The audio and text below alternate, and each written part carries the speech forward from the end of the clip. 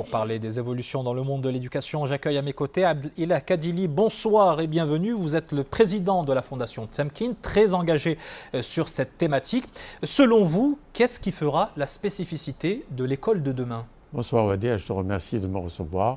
Eh bien, ce sera une école connectée où les technologies de l'information et de la communication joueront de plus en plus un rôle important, pour ne pas dire primordial.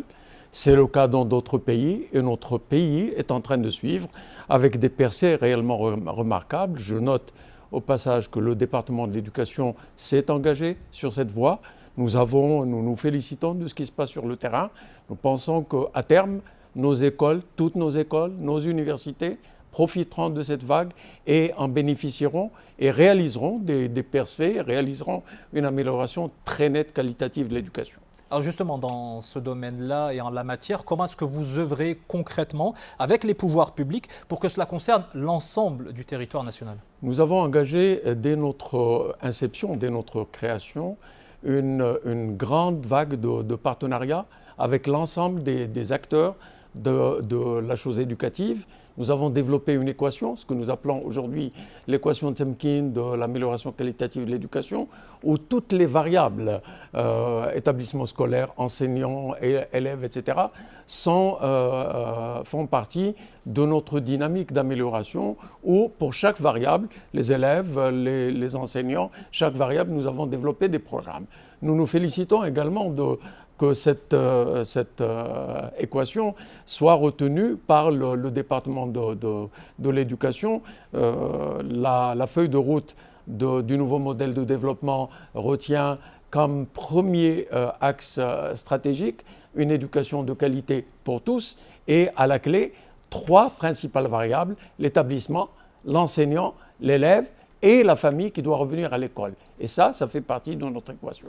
Alors, vous avez par ailleurs développé plusieurs plateformes d'enseignement à distance. Qu'est-ce qu'elles apportent de plus à la fois aux professeurs et aux élèves?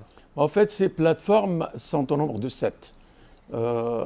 Celles pour les bourses, celles pour le soutien scolaire, qui permettent une interaction virtuelle en mode présentiel, où les élèves se trouvant un petit peu partout, les enseignants également, interagissent les uns avec les autres. Prenons par exemple la plateforme Temkin Bourse, bourse.temkin.org. C'est une plateforme qui a permis à de nombreux élèves de postuler pour des bourses d'excellence et des bourses de mérite sans jamais se déplacer de chez eux. Un exemple que nous donnons, 3 élèves de Birgendouz. Birgendouz se trouve à 300 km de Dakhla, à 70 km de Guergarat. En peu, moyennant cette plateforme bourse.temkin.org, postuler pour des bourses. Et aujourd'hui, 2 filles et un garçon sont en 2e année de l'une de nos meilleures universités, l'université Euromed de Fès, de Gulmim, de Assas-Zag et d'ailleurs.